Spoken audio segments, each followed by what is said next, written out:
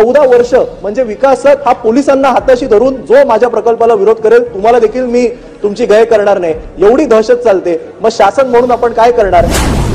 हा देखील विषय गंभीर आहे. या बाबतीत देखील आपण एक बैठक घेऊन याच्यामध्ये आपण खात्री करून घेऊ. कोणी बिल्डर असू द्या. एक अल्पवयीन त्यामध्ये व्यक्ती होते अजिंक्य अनिल तोंडवळकर. तेव्हा अल्पवयीन होते, आता त्यांना साधा पासपोर्टच मिळत नाही. त्यांचे पालक हे वारंवार डोंगरी पोलीस स्टेशनमध्ये जातात, तिकडे PI आमरे म्हणून आहेत, त्यांना सांगतात उडवाउडवीची उत्तरं मिळतात. गुन्ह्या नोंदच्या संदर्भामध्ये आपण जो मुद्दा उपस्थित केला आहे, जर नॉन कॉग्निजेबल गुन्हे असतील तर त्याच्यामध्ये मी ताबडतोब संबंधित अधिकाऱ्यांना सांगतो. ज्या लोकांच्या नावावर घरं होती त्यांना रेंट मिळतायत हे खरे. पात्र झोपडीधारकांच्या वारसांनी जे वारसाबाबतचे प्रमाणपत्र आणि भाड्याचा एक मुद्दा उपस्थित केलेला आहे. पण मी म्हणालो तसं यांना बेघर करण्यात आलं 2010-2011 साली. त्यामध्ये जर जो घर मालक होता तो जर वारला तर त्यानंतर त्याच्या वारसा हक्काने ज्याच्या नावावर घर जायला पाहिजे होतं ते अजूनही ट्रान्सफर न झाल्यामुळे त्यांची रेंट ही बंद आहे. 10-15 वर्ष दिली जात नाही. आणि SRA मध्ये या अभय योजनेचा प्रचंड मोठा घोटाळा आहे. मी वेगळा तारांकित प्रश्न त्याकरता सुद्धा टाकलाय.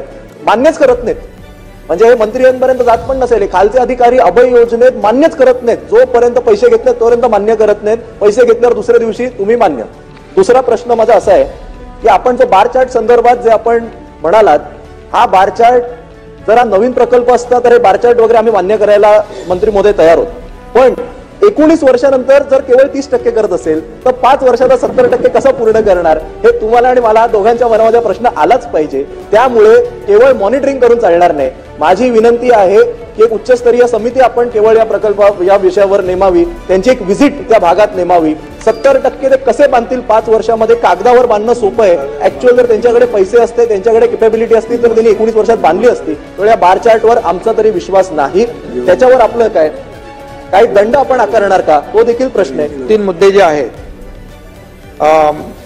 पात्र झोपडीधारकांच्या वारसांनी जे वारसाबाबतचे प्रमाणपत्र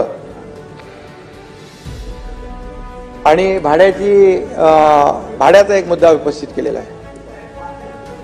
मृतांचा आणि झोपडी खरेदी विक्री बाबत अभय योजनेच्या बाबतीत एक विषय होता. आपण त्याला मला वाटतं 3 महिने मुदतवाढ आता दिलेली आहे आणखी नाही. मग त्याच्यावर संबंधित लोकांना बोलवू, आपण एक बैठक घेऊ आणि या बैठकीमध्ये हा जो विकासक आहे, हा विकासक बार चार्ट प्रमाणे काम करू शकेल की नाही याची एक खातरजमा करून घेऊ आपण. आणि खातरजमा करून घेऊ आणि समजा तो बार चार्ट प्रमाणे काम त्याची प्रगती नसेल तर त्याच्यामध्ये दंडाची प्रोव्हिजन असेल तर त्याच्यामध्ये दंडात्मक कारवाई देखील आपण करू शकतो का, या बाबतीत देखील आपण विचार करू. ते आता यांनी काही घर बांधून झालेला आहे आणि कोर्टामध्ये हे मॅटर असल्यामुळे कोर्टात ॲफिडेव्हिट दिल्यामुळे त्यांनी त्याचा बार चार्ट दिलेला आहे. बाबा या प्रमाणे आम्ही घरं बांधून देऊ. आता त्यामुळे आपण याची एक बैठक घेऊ. या बैठकीमध्ये आपण खात्री आपल्याला जर पटली की बाबा हे घरं बांधू शकतो किंवा हा एवढी 5281 घरं बांधू शकत नाही तर आपण त्याप्रमाणे जर त्याच्या बार चार्ट प्रमाणे त्यांनी काम केलं नाही तर त्याच्या दंडात्मक कारवाई पण करू शकतो. आणि पुढची देखील प्रक्रिया जी आहे कारवाईची ती देखील आपल्याला करू शकतो. कारण शेवटी आपल्याला जी लोक तिथून बाहेर गेलेली आहेत ही लोक महत्वाची आहेत. त्यांना पुन्हा एकदा त्या ठिकाणी आणणं हे सरकारचं धोरण आहे. विधानसभेच्या अर्थसंकल्पीय अधिवेशनामध्ये आज उद्धव ठाकरे गटाचे आमदार वरुण सरदेसाई यांनी एकनाथ शिंदे यांना चांगलंच कोंडीत पकडलं. वरुण सरदेसाई यांनी कोळीवाडा पूर्वेतील रखडलेल्या पुनर्विकास प्रकल्पावर तीव्र सवाल उपस्थित केले. त्यांनी असं म्हटलंय की विकास कामं सुरू असताना पोलिसांना हाताशी धरून स्थानिक रहिवाशांना त्रास दिला जातोय आणि अनेकांना अजूनही त्यांच्या हक्काचे घरं मिळालेले नाही.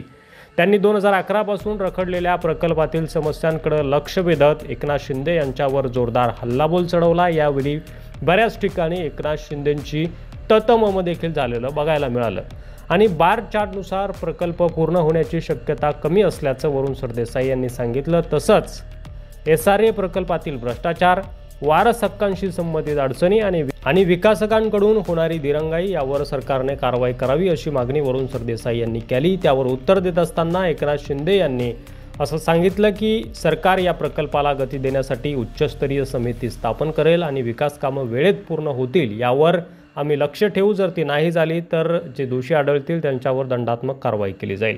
तसेच रखडलेल्या प्रकल्पांना मदत करण्यासाठी खाजगी विकासकांवर अवलंबून न राहता म्हाडा, SRA, सिडको, MMRDA आणि BMC यासारख्या सरकारी संस्थांचा सहभाग वाढवला जाईल. गुन्ह्यांच्या नोंदी आणि रहिवाशांच्या समस्या सोडवण्यासाठी अधिकाऱ्यांना निर्देश देण्यात येतील.